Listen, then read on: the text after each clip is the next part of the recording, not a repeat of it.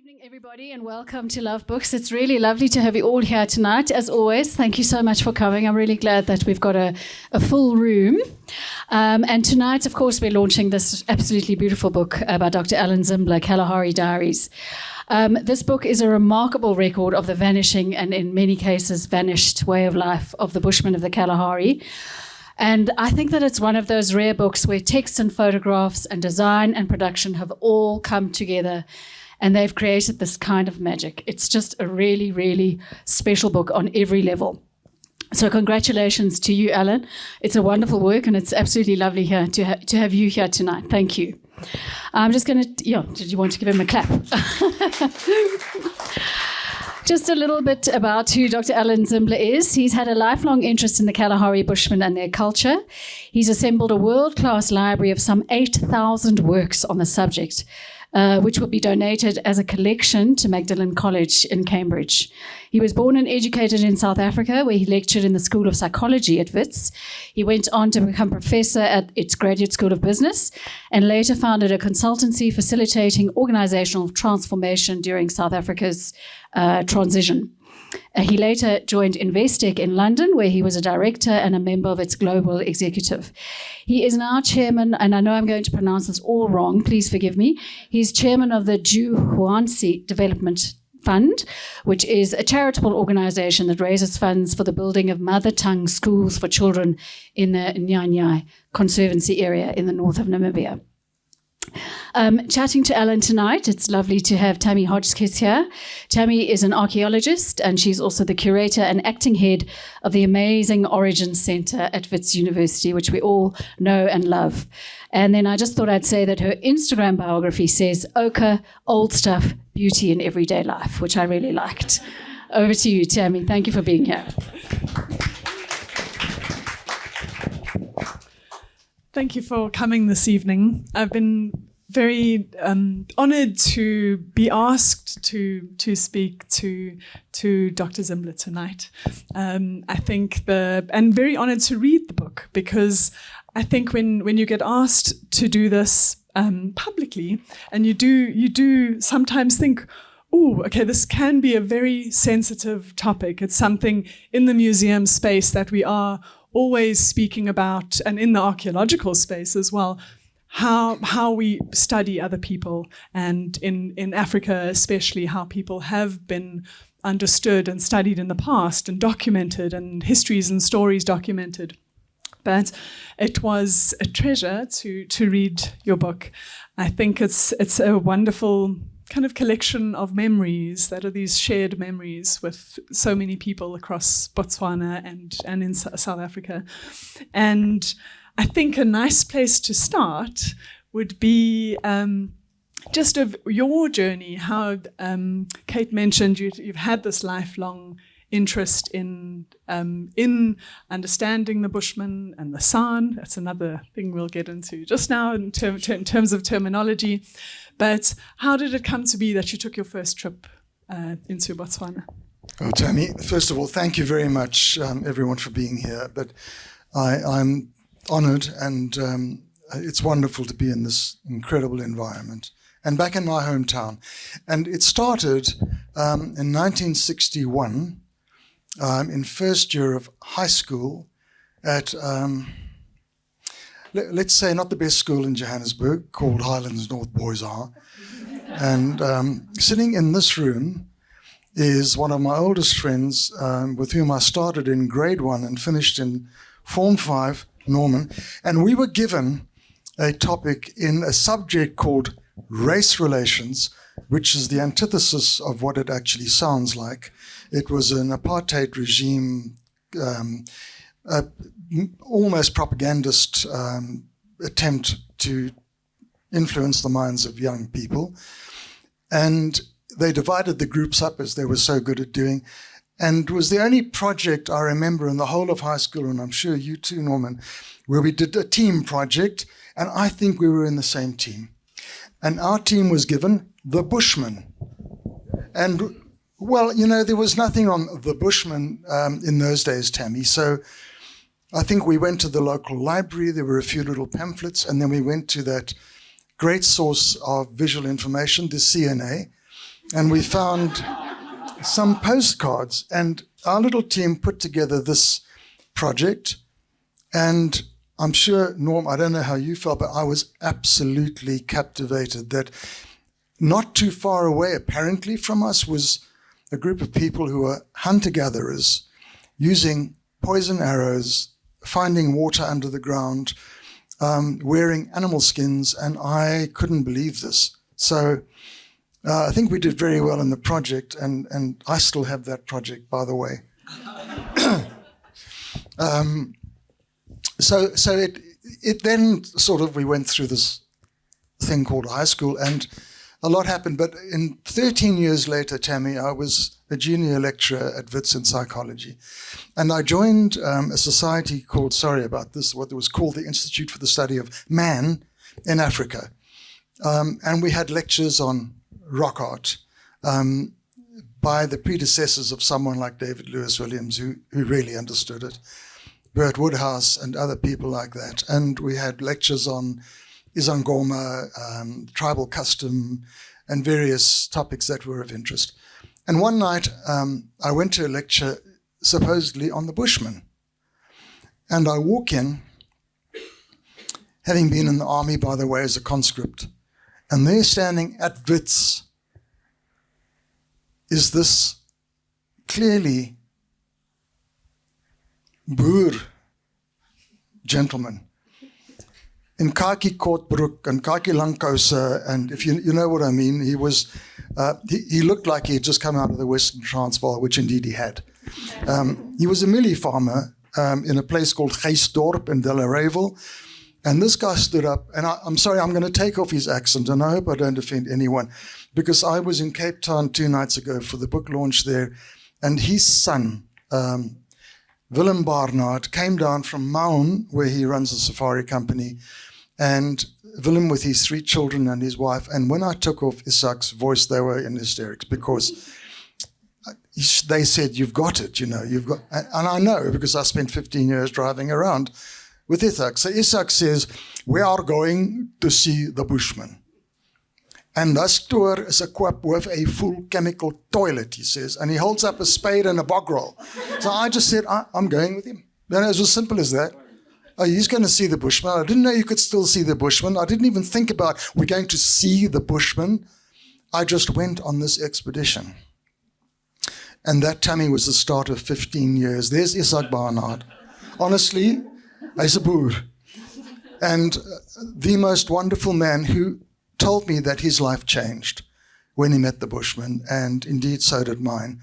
So this very early interest of 13 years ago, which was dormant, these people were never referred to again at school or anywhere else. And then all of a sudden, 500 kilometers away from where we're sitting now, by road, in the Kalahari Desert, we entered a different time zone.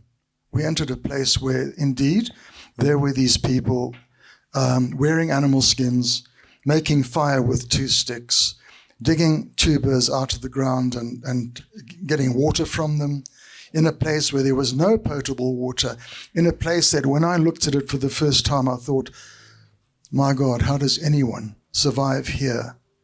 And that's where it started. I'm so sorry. This is a great one. I thought I had to share it.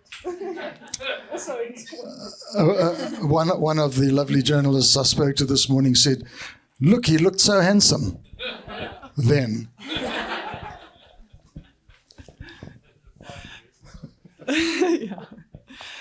And I think one thing that I really enjoyed throughout all your stories in the book, which are beautifully kind of not put in a chronological order. No. I think as a scientist, I'm always like, okay, I want it to make sense and I need order. But it's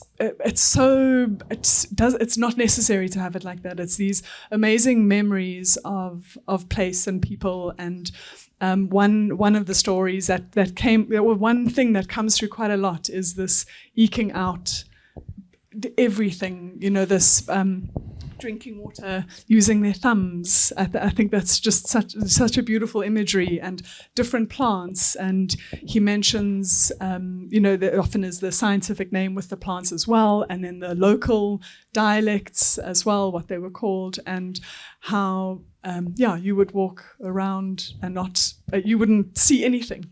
And so I don't know if maybe you can tell a little bit on that.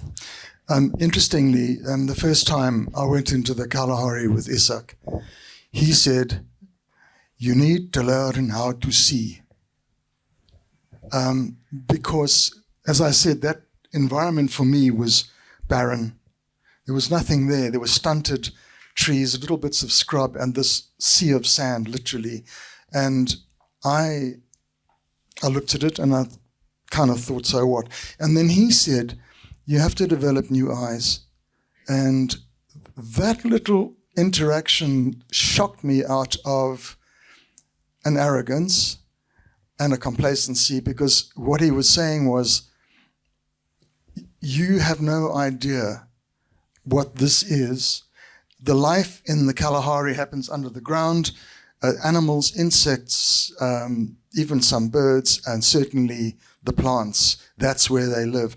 And a wonderful plant that'll grow in a Johannesburg garden and flourish with flowers in the Kalahari is a tiny little strand above the searing sand with maybe a tiny little leaf, and you and I will just walk on it or past it, but not the Bushmen. And so they would recognize it immediately, respectfully crouch down with a digging stick, which was cut in the end to almost resemble the hoof of an animal. And they had seen how the animal digs around the tuber, no waste of energy. So with that understanding, what was a barrenness, Tammy, became, and I didn't say this first, but someone said, they had a sufficiency, if not an abundance, by virtue of their unbelievable knowledge of the bush, the properties of the plants, how things worked. They were able to live in a way that we have no concept of, and they left no trace behind, no damage to the environment, no waste that polluted the environment. Very light-footed. So that was extraordinary. And it's something that you come to at the end of the book, which is, that is why they have been so easy to push to the outskirts even more and to marginalize even more, very sadly. Yes. But I think that's, and that's also maybe something very much in the archaeology, what we have so little left, but so much of San hunter-gatherers, and there's this kind of need to want to know more. So to have these personal stories and interactions is a really wonderful way of understanding how the objects that are in your collection and the objects that we do find in the archaeology, how we can understand how they're used. So the other thing that I really enjoyed is your descriptions of a scene. I think coming from the busyness, even in the 70s, being in the cities and the busyness of life, and now it's even more so with technology and everything is so commercialized. To just be in a space where you watch the clouds moving, and it's something that we all, now we want to just get away and go on a retreat. But it's something that I think affected you profoundly in terms of your interaction with people and everything on the landscape. I don't know if it's something you can talk about, and when you took your notes, that process of writing them down. Let me start with the latter part of that. I was working on the expeditions as a way of paying my way. Isak was very, very generous and invited me on these expeditions. And how this relationship between a young Wits lecturer and a mealie farmer from the Western Transvaal, that was unusual. But I worked, so I was a camp hand and a driver, and sometimes gave lectures to the tourists that he brought, mainly from overseas. And it therefore was very hard to find the time. I did not set out to write a book on the Bushmen. In fact, my notes lay for many decades unattended, quite frankly.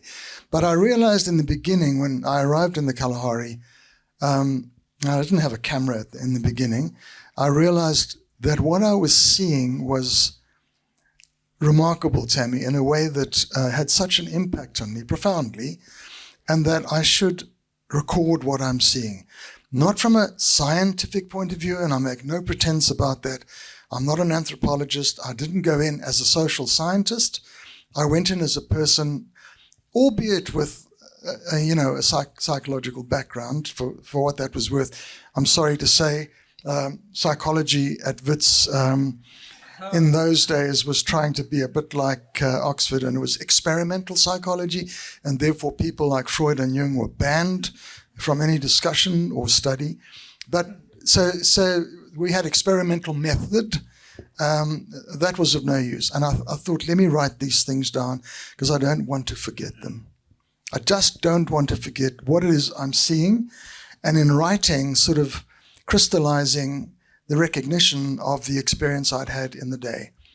In early morning or late at night when the tourists had gone to sleep, and sometimes driving up front in the cab while Isak was driving, and so the notes are sometimes almost illegible. And so that's how it started. I never sort of set out. I was keeping a journal. That was it. Yeah, it's nice to just have those stories of your experiences inside of 47-degree heat inside this truck and dust getting everywhere, and then in this craziness you can feel the heat, and then you've been trying to changing wheels and engine problems and all these things, and then you just come across this beautiful scene, or you have a woman coming out of the bush that is greeting you that you remembered from a year before, or just these amazing moments. Just showing how life can change like that. And I think it's something that you mention often, that's with the Bushmen that you met, it's that reliance on nature. They respond Absolutely. So much. And you touch this thing about the environment and the impact it has. So I was very fortunate last week to be up in Namibia again visiting the Nanai Conservancy, because we opened our second school. And you drive from Windhoek for 11 hours to get to Tsumkwe, which is where there's a sort of little lodge set up.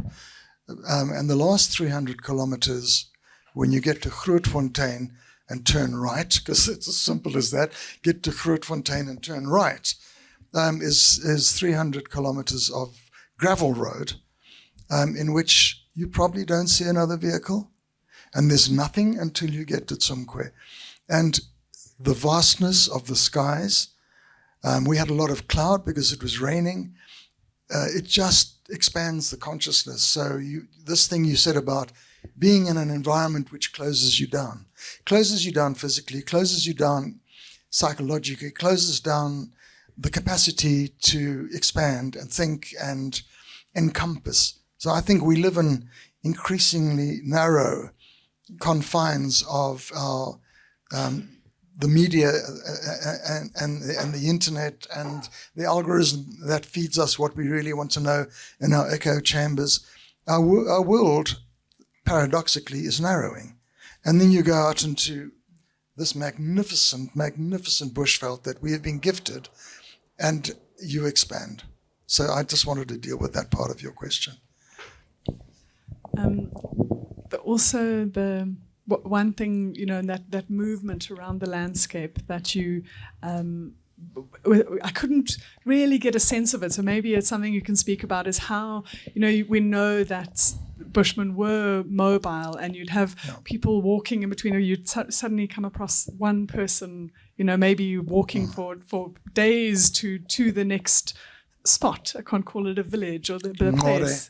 Within an area where that group or that extended family group, that's their kind of area of gathering and hunting. Yeah. Okay, and then they would move away for long periods of time or Yeah. for a day, and then, but would they, so when you went, especially in the first few years, would you, could you go back to the same spot and you would find the same people? So now this is where it starts getting weird, ladies and gentlemen. So we would drive to a spot that we kind of knew. It was a 20 square mile plain, and we would set up a camp. And within the next 2 to 3 days, people started arriving, okay? And some of them, we said, well, where have you come from? And they mentioned the name of a place 20 miles away. And we said, how did you know we were here? And they said, we knew. All right, okay, you knew. I mean, this is where you have to understand people like Jung, because he tried at least to understand things that for which we have no understanding, and we don't even have words for it. So they knew we were there, and they came. And imagine walking all that distance. Of course, they also knew that if they came, we would be sharing this unbelievable thing, which for them was unimaginable. Unimaginable that you can have this in a vessel of any kind, glass or a beaker or a.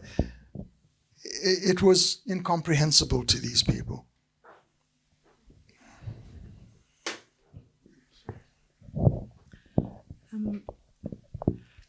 I have so many things going around my head.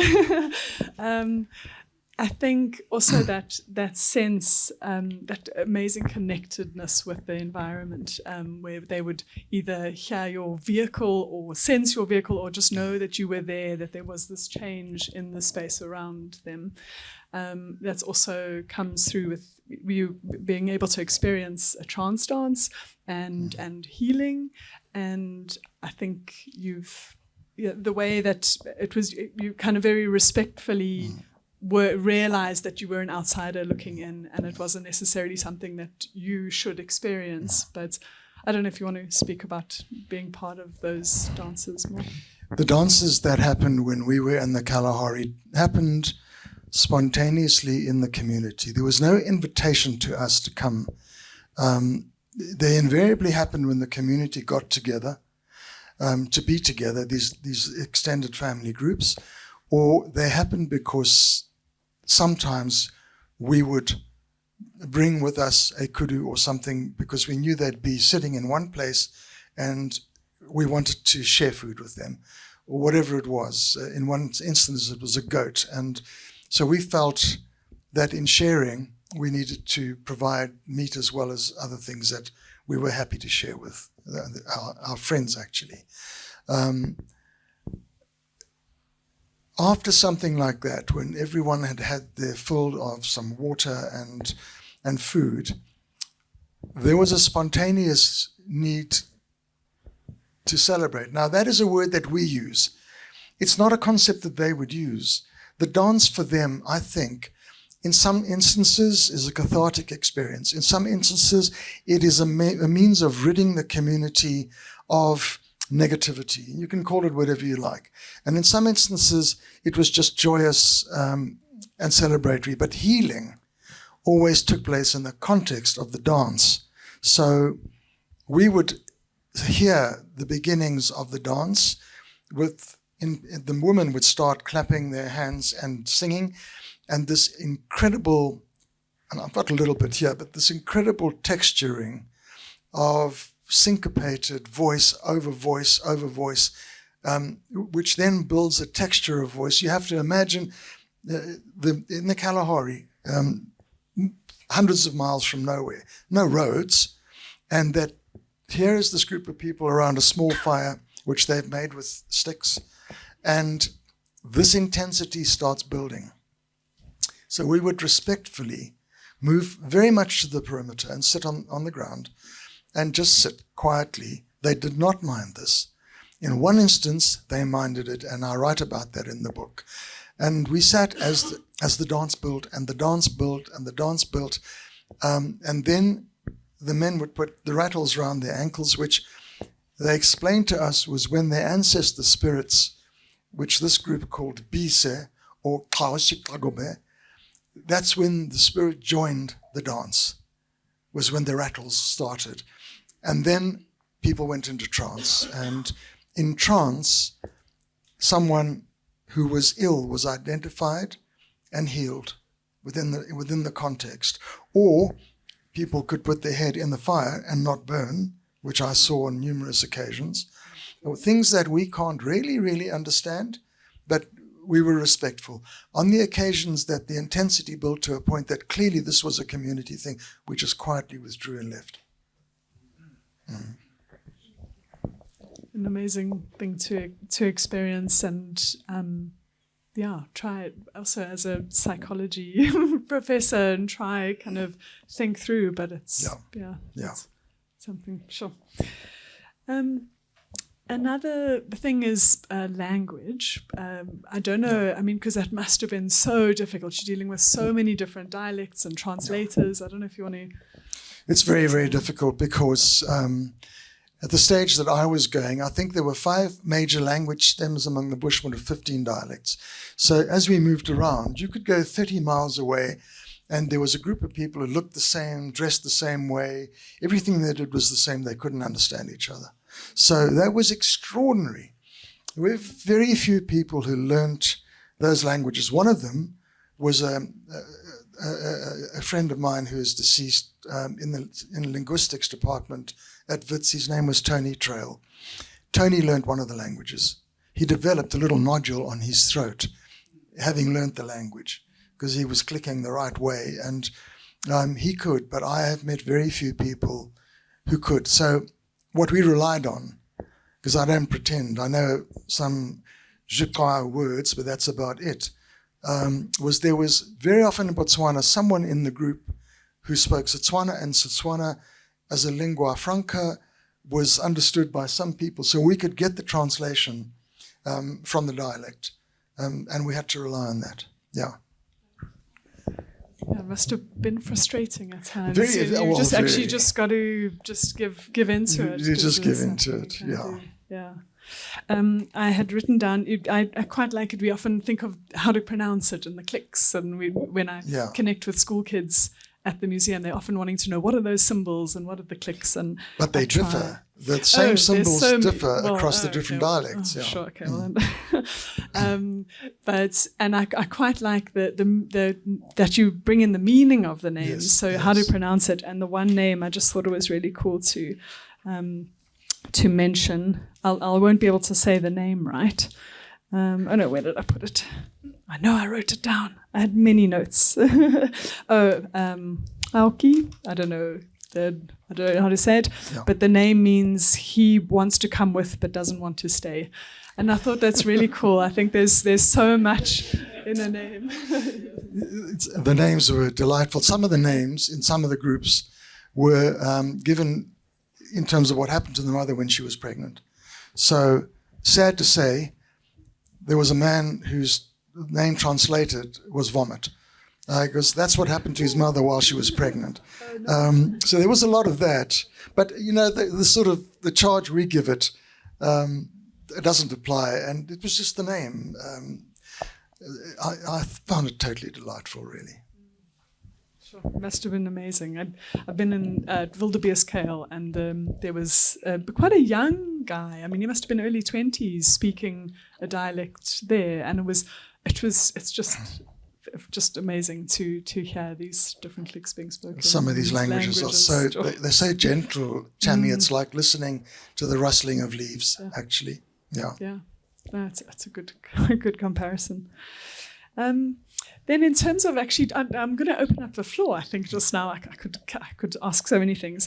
But in terms of documenting things, I just wanted to read, I thought this was just a wonderful moment of how this sense of just giving into nature, that things don't always go according to plan. Yeah. And you had this moment where you ran out of film, and it was just this perfect moment as women had come back from gathering, and you say, I both cursed and was amazed by the moment. It was as if the Bushman experience contained a wisdom which had equipped them with equip them to survive in the most extreme of environments without having to leave a mark on what they found around them. They survived in the present, not building monuments to the past or to some dim and distant future.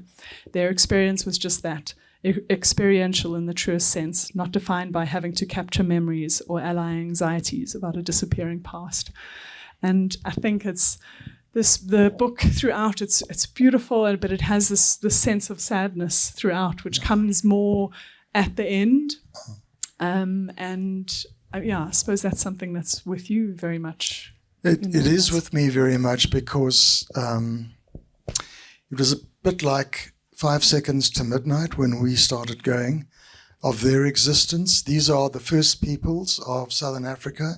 They have some of the oldest human DNA on the planet, by the way, and their ancestral lands probably stretched back to the emergence of Cro-Magnon humans, which you will know much more about, Tammy, but 30,000 years they've inhabited certain lands. And those lands, in the case of Botswana, the Botswana government, I have to say this because it's the truth, conspired against them for the mining operations. And you can't blame a developing country for wanting to exploit its natural resources.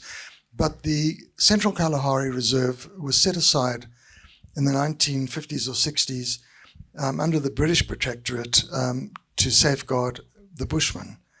And so when the government started allowing mining operations to come in, and people in Gaborone started allowing cattle herding in the Central Kalahari, and then finally that dreadful occurrence of the government saying you need to get out of the Central Kalahari, about 2,500 people living in there.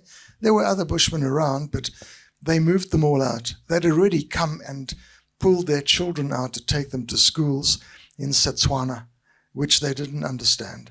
So it was conspiring against a group of people who they didn't even call Basarwa, which is a derogatory name for the Bushmen. They called them remote area dwellers, RADs. And that applied also to the Bakhalachadi, the people of the Kalahari, who were there for about 600-700 years.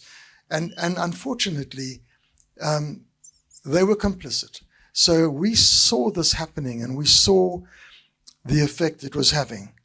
So the sadness is, of course, witnessing, and the profound realization, and of course, the privilege of witnessing, which is one of the reasons that I wrote the book, of what was happening in these people that were disappearing.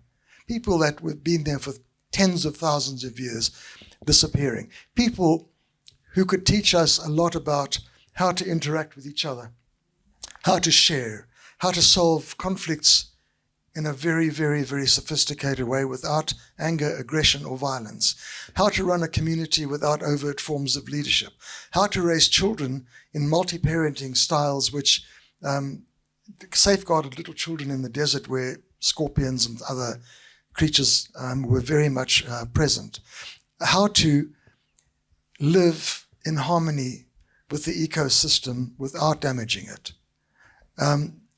This is what was disappearing, an absolute tragedy. So, yes, as one of my friends said, because for me there was a dream, and the book talks about dreams, as you know, and this guy, Bernd, said, "Ausgetraumd," it is as if the dream is over. But fortunately, the dream isn't over. And there is in northern Namibia, not the 52,000 square kilometers of the Central Kalahari Reserve of Botswana, but the 9,000 square kilometers of the Nana Conservancy, where the Jinkwasi Bushmen are allowed to hunt with poison arrows. And they retain their bushcraft, and they retain their autonomy, not without Herero cattle herders coming into the areas, not without disgusting individuals bringing in alcohol, at one point selling it from the police station in Somkwe. You know, there's always the problem of exploitation.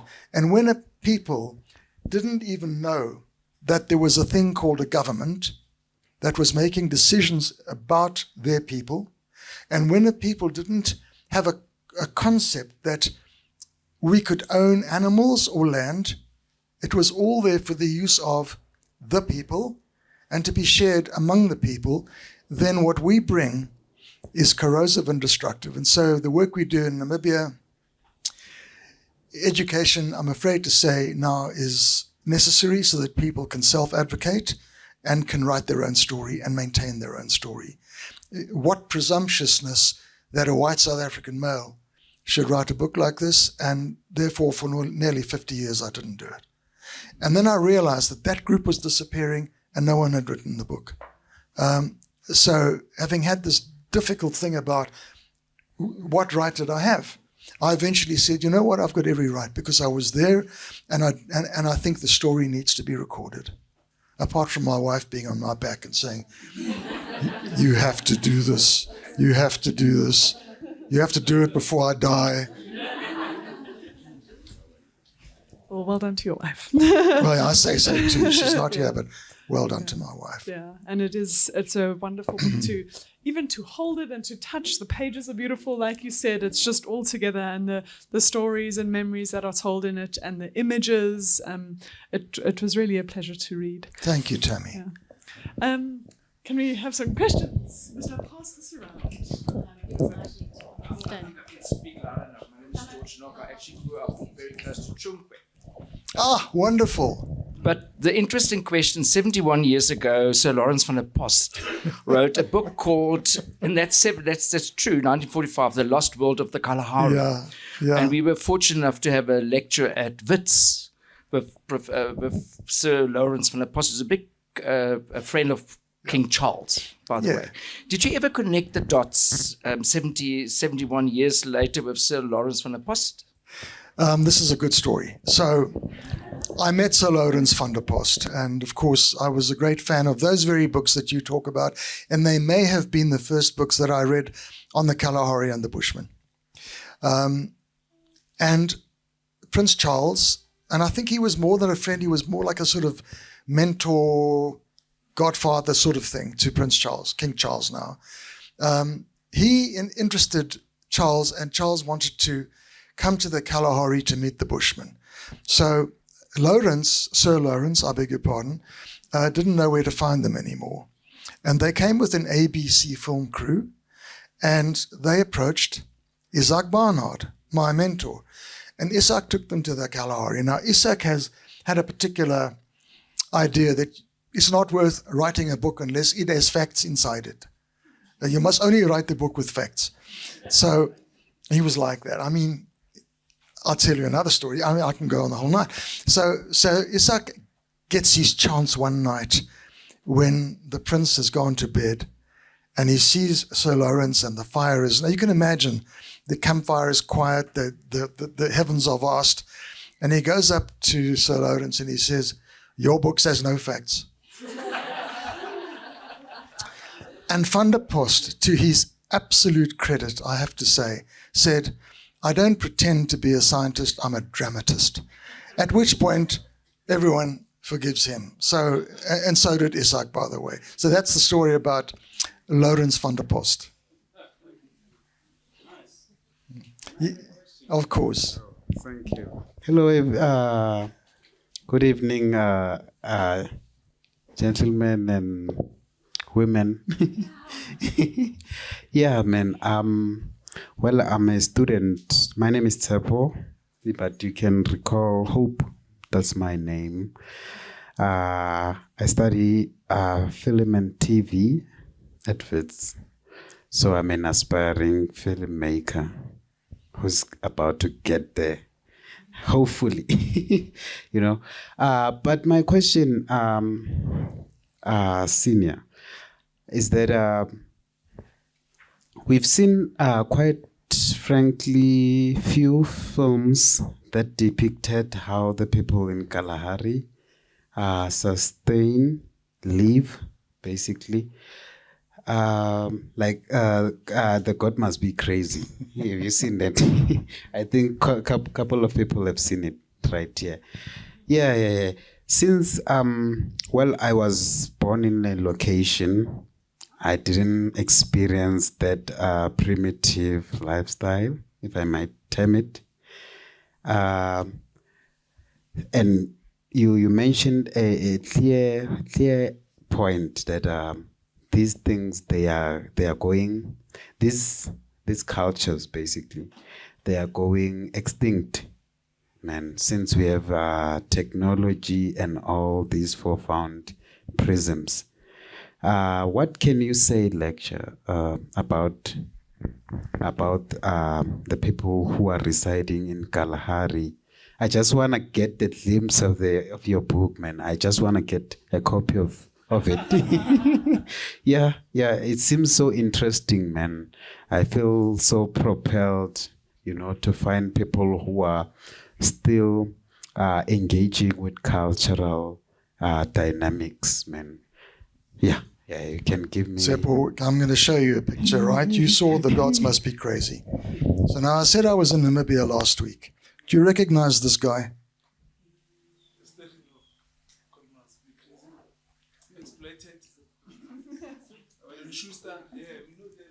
Yeah, totally exploited. But do you recognize this guy?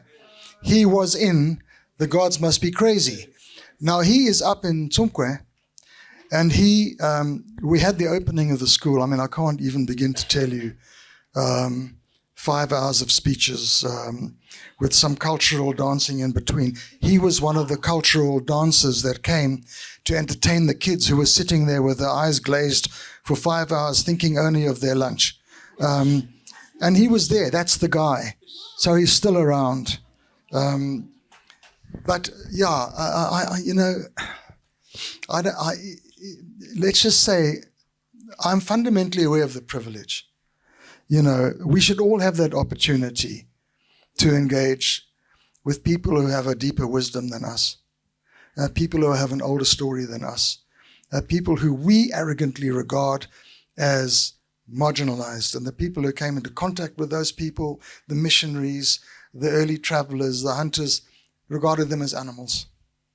And here they are, even today, a sophisticated bunch of people in terms of how they live with each other and how they deal with their environment. We should all have that honor. But thank you for your question, Tsepo. Ke a leboga. Please.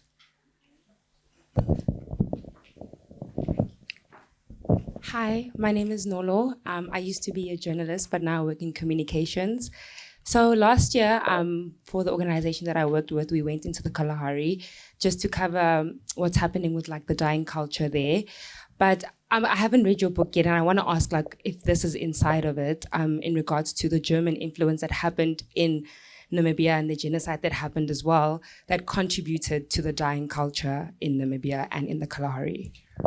So it's interesting you raised that question, Lolo, because of course today in Namibia, where German is still spoken quite widely, there is that dreadful history with the Herero and primarily the Nama, but also with the Bushmen.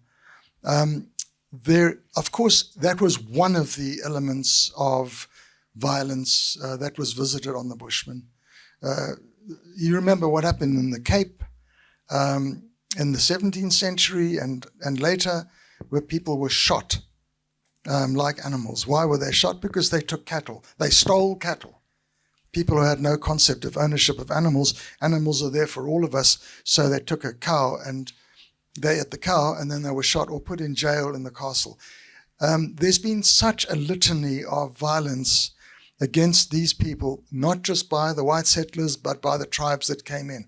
Ntsilikatsi, chased out by the Zulus, swept across the country, and then fought a war as he came through the area that is now Botswana, and fought a war with the Tswanas, and then pushed up into Zimbabwe.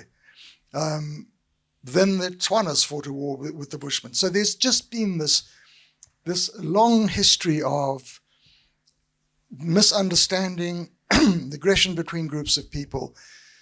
It's almost amazing that Sam Nujoma and SWAPO, when Namibia achieved its independence, and some of the Bushmen were working for the SADF, the South African Defence Force, but some of them also worked on the other side with SWAPO. And Nujoma said, and I think this is an incredible thing that Sam Nujoma did, he said, we mustn't persecute these people because they didn't know what they were doing politically. And so they established at least in Bushman land, the Najakna and the Nana conservancies, the one for the Kung and the other for the Junkwasi.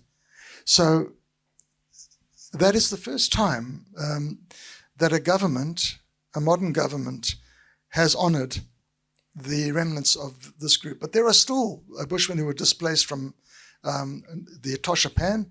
There's a whole group of Hakom who came from there, who are not allowed to return to the Etosha Game Reserve. And there are spread throughout Namibia groups of people who are scattered. And in being scattered, they then assume the subordinate position to the other groups of people, the Ovambo, the Herero, the Damara. Unfortunately, they end up at the bottom of the pile. Yeah. But the German presence in what was then Southwest Africa was vicious. Yeah. Today, of course, those people get on extremely well. The German-speaking people in Namibia. There's a lot of respect between those communities, and they come from Germany as some of the biggest supporters of helping these communities. So I think things turn around. Yeah. Yes, please. You mentioned something I was going to ask, which was about how the Bushmen were conscripted into the SADF and used in the so-called border war up in Namibia. And what was the impact of that? And what has been the impact of that? Hugely destructive, Rob. Hugely destructive, because in the process, they were pulled out of their environments. There wasn't a deep respect for their culture at all. They were allowed to bring families into the camps, but they were also given alcohol. So that just caused a massive corrosion. And when later some of those people were resettled, they were unable to readjust back to their life of origin. This lovely young woman who writes one of the prefaces, Kileni Fernando, she won't use, for reasons that I don't challenge, she won't use her Bushman name. But Fernando, I said to her, where do you get Fernando as a surname? And she said, well, my father worked for the SADF up in Angola. So someone must have said, hey, Fernando, that sort of thing. And that is her name. But he was Kung, and they came back, and he was settled back in Sumkwe. So it just fractured the communities and everything. We've done such violence, but it's irreversible. Yeah, please. Beginning, you mentioned sort of the nomenclature, the terminology Bushman versus San. Yeah. Where does that, or what is now accepted? Well, Tammy's waiting for this one. And I'm very happy to address it. So the word Khoisan or San, which is now the politically correct word among universities and groups that talk about these things, was coined by a German zoologist, anthropologist called Leonhard Schultz in the late 1920s when he visited then Southwest Africa. And he borrowed the word San from a Khoi word, which was San or San, which meant people who pick things off the ground. It's derogatory. So Bushman was also, in a sense, derogatory. But the people I met in the Kalahari when we were traveling called themselves, to the extent that they spoke our languages, Busmans or Bushmen, not San. It's not a word that they used or understand. There's an attempt in the schools to teach them San and Khoisan. I use the word Bushman because my friends use the word to describe themselves. But the correct word is neither. The correct word is whichever language group they belong to. So Kung or Hakom or Kwa or Junkwasi. And all of those words mean people or the people. And the Junkwasi, the real people. So, rather we should use, and as I said, Kaleni said to me, it's my people, but call us the Junkwasi. And I said, exactly right. I don't like the word San because I know its origins. People will fight with me, and that's fine.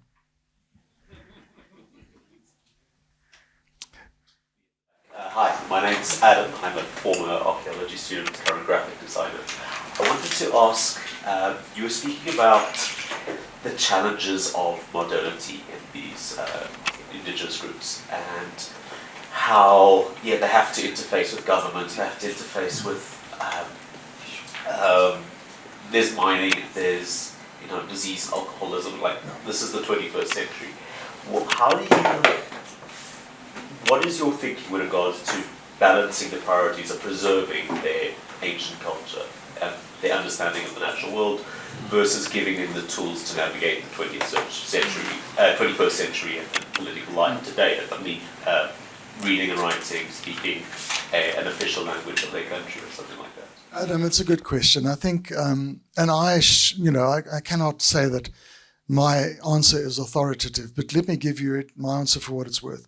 I think the responsibility we feel we have, and we've set up a small charity in Namibia, is because it is irreversible and because the encroaching influences on all of these communities are unstoppable. So what we have a responsibility to do is to ensure that they as these communities reach a point where they can self-advocate, self-represent, and they are the ones who write the story in the future. And when Kaleni Fernando came to London, actually, brought by a wonderful gentleman called Dr. Chris Lowe from Oxford, and she visited my library. And I said to Kaleni, I'll show you this library. I let her walk around. I mean, it was not something she'd seen before. And then I said, now I want you to be honest with me. She speaks good English. I said, you can say this is monumentally self-indulgent, that someone should put all of this together. She said, no. Thank you for doing this because now our people will know where they can go and find their story. And Adam, that is, you know, for me. So what can we do? Our choice is, the children have been forced to go to school in Botswana, in Namibia. There are no more of these people left in South Africa. Whatever some people say, there may be descendants, Tammy, but I don't know that there are. Anyway, so they get forced to go to school and they get taught in English or Afrikaans. Now, they don't speak English or Afrikaans. So their school experience as entry-level schooling is horrific. And the kids either run away or they don't progress. And when they go to grade 4, we do grades 1 to 3. When they go to grade 4, they're with other kids from other groups and they get treated very badly. And so what can we do? So what we've been doing for the last 12 years is ensuring that the learning materials, with the support of the ministry, are in Jutois. We're rewriting their books into their own language, which they get taught for the first 3 years, taught by teachers from their community. So we're training teachers. You have to start from somewhere. And then the kids, while they're at school, and some of them are boarding because their parents are gathering, so they're not around, we get elders in the community to come and teach them about their cultural background, how to look for spoor of animals, how to make fire with sticks, the old stories of the people, who the people were. And it was very telling when the kids saw these people coming in and doing dancing. It was on tap, it was canned, it was plastic, but they came in to do these dances during the school opening ceremony. That's when the kids lit up. And I think our responsibility is to say, we know what's going to happen. Let's equip people. And this young woman, Kaleni, is just about to finish a law degree through the University of Tanzania, and she will be there, and she's one of a number of people now emerging who can actually fight for themselves. That's all we can do. Yeah, please. Definitely going to show my ignorance here. Grant from the Cape Town Science Centre. Sorry, I missed your talk in Cape Town. It was lovely to see you. Oh, yeah. Now, of course you did, yeah. So I was interested in what you were saying about writing so we deal a lot with different languages in South Africa and trying to bridge the gap, particularly in teaching maths, into all the different languages we're blessed with in our country. You're talking about writing educational texts into what I presume is an oral language without written origination from the community. So how is that The language has been transcribed. So now the symbols, the various cliques, have symbols for them which the kids are taught, and they're taught to read, because we now are writing out what you correctly say was an oral culture into a culture where they read and write. And they read and write in their own language using the cliques of their own language. So yes, 100%, oral culture now transforms into something that they can learn from. Now, I met a guy in Cape Town this week working in Stellenbosch. He's an American, and they're developing software whereby the kids have a sort of cell phone type thing. And I'll tell you another interesting thing about that sort of technology. And the kids can populate the software with their own words and their own stories and start building up some kind of, I don't know what you want, the stories that are relevant to them in their own language, which is absolutely magnificent. But to say that, and to go back to Adam, things get into the bush, you know, and I've got a few friends now who've been given satellite type phones, which have a software on them which records animals in the bush. So they simply now are able to go and say, we saw a lion there or a leopard there, this is when it was. And so we get much more data and information on the movement of animals up in Kaudum, which is just above the Nainai, or in fact in the Nainai itself. Our first school, we had to build a 16-kilometer road to get building materials in. And the last time but one that I was there, as I was driving down, a leopard walked across the road, about 5 kilometers from the school. Yeah, please. Hi, thank you very much for your talk. Just a comment for you and for anyone else who's interested in the Sun history with the SANDF. I don't know much about it, it's not a project I'm involved in, but the French Institute in South Africa, IFAS, are from next year, they're busy with a big project where it's a big virtual museum display project. And they're working with a number of museums and teams, but one of them is a series of a few thousand lithographs made by some people who were with the NDF. I'm not sure exactly the context, and I can't remember what museum it was going to be at. But if anyone's interested in following it, the displays will go up next year. If you want to find out more about it, Lauren Fletcher at IFAS was the contact person. I'm sure there's people here who'd be very interested in seeing that. Origins Centre. But thank you very much. I will certainly track it, and I'm sure Tammy will as well. It's stuff that we would love to see. Yeah. Any others? Sorry, yes, please. Hi, my name is Gavin. I was just thinking about kind of what you were saying, how obviously from our point of view, you know, archiving information and stories and about these people is really interesting. But in terms of how do you feel about this process of educating them and bringing them into our narrowing, as you said earlier, you know, kind of culture of like devices and over sort of like information, but information that doesn't mean anything in this beautiful like kind of free world they're coming from, kind of like uneducating them in a way.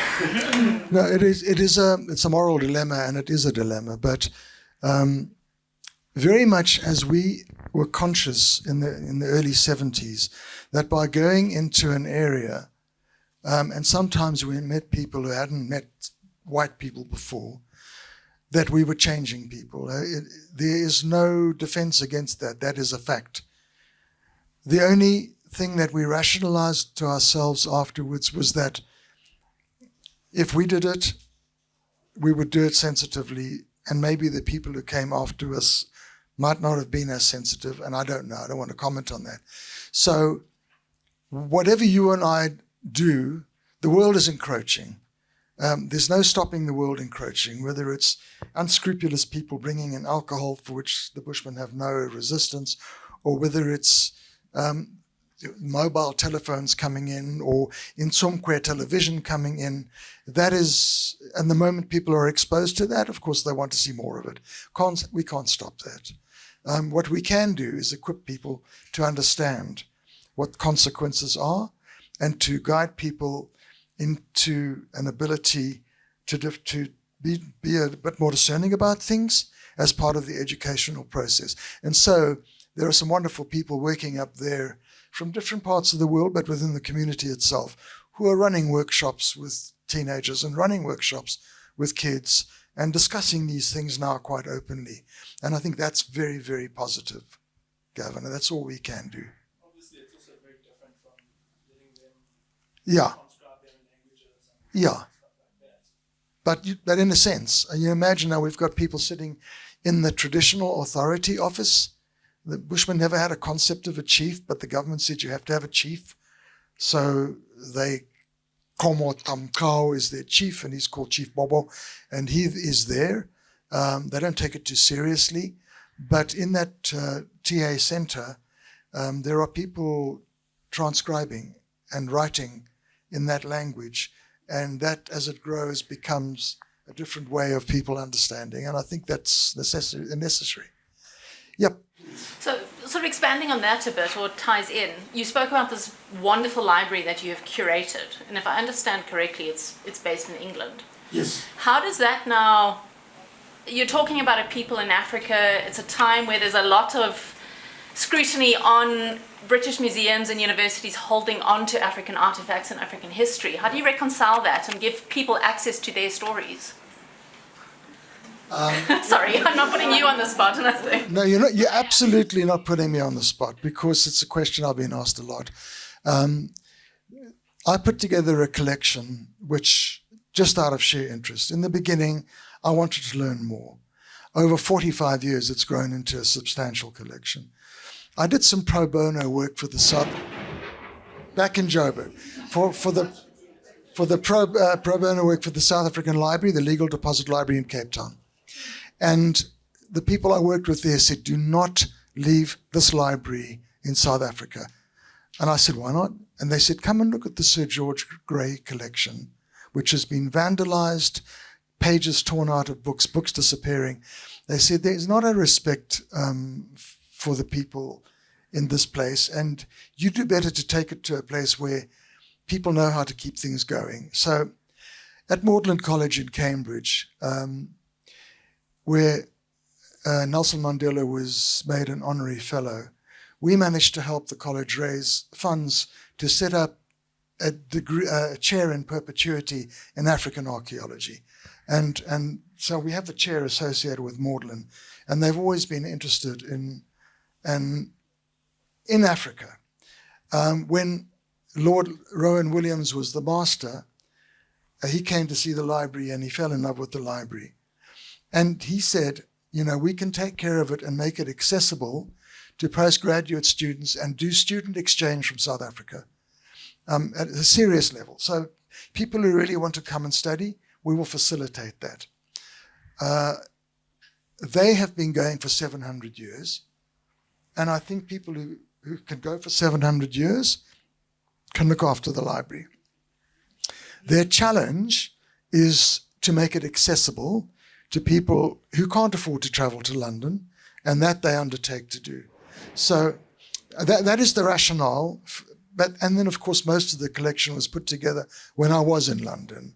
In terms of the artifacts, we talk in the book about the sadness of seeing money come into the equation. Because in the beginning it was barter. And then we would arrive and then people wanted money, and somehow other people had come and offered money.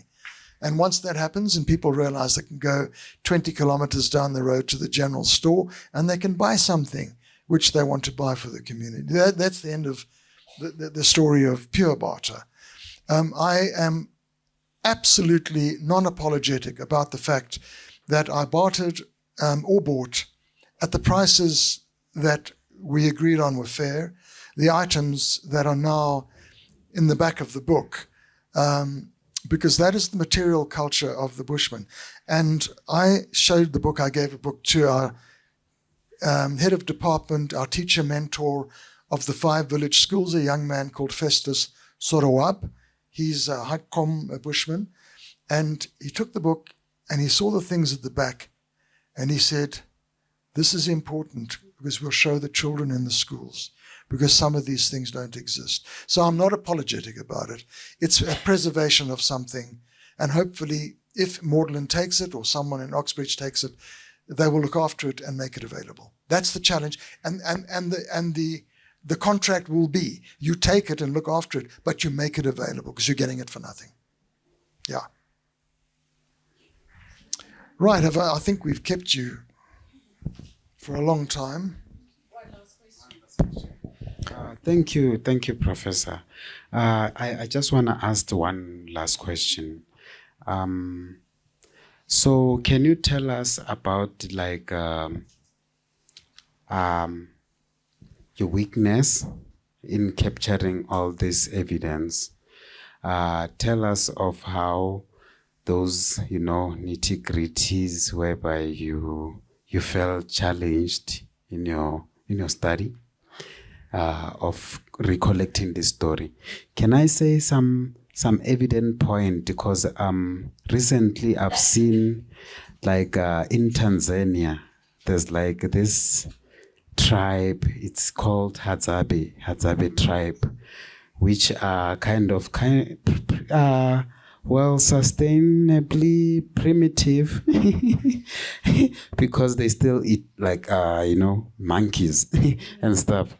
So what I want to know is that in your study, in this all research, did you go abroad and find a lot of nuanced challengeable discourse about people who are still living in the primitive landscape, the Kalahari Senkoi people? Yeah. Well, first of all, Seba, I think the word primitive for me simply does not apply. What we regard as primitive, I would say, are a highly developed people who live in absolute harmony with each other and their environment. Things that we really should learn from them. So I wouldn't call them primitives at all. Yes, we met people who were living in the bush, off the bush completely, and who, if you didn't bother to find out about, Isak Barnard's son, Willem, as I said, came down from Maun to Cape Town for the book launch. I hadn't seen him since he was a child. And we, as I was saying today, some of the lovely people that I met, the journalists, they are lovely journalists, guys, they're here tonight. And I thought, because it was written about Seba, that there are about 50 or 60 medicinal plants in the Kalahari. And Willem, who has spent his life now, he's a Botswana citizen, and has spent 35 years driving around Botswana after his father had spent his whole life driving around Botswana. And I learned that Willem is still using the trucks that Isak made 50 years ago. So that says something. Willem said, no, they've done some research now. And Bushman children at a very young age can recognize and identify up to 800 plants in terms of their various uses, including medicinal. So now you want to call that primitive? I'll say we don't even have a taxonomy for those plants. We don't even understand the half of it. We don't even recognize, even if you're trained to see, what they just naturally understand. So yeah, we've had the privilege of meeting those people, and they're by no means primitive. Yeah. Yeah. Okay, I think that's a good spot to stop. Thank you so much. It's been absolutely wonderful listening to you.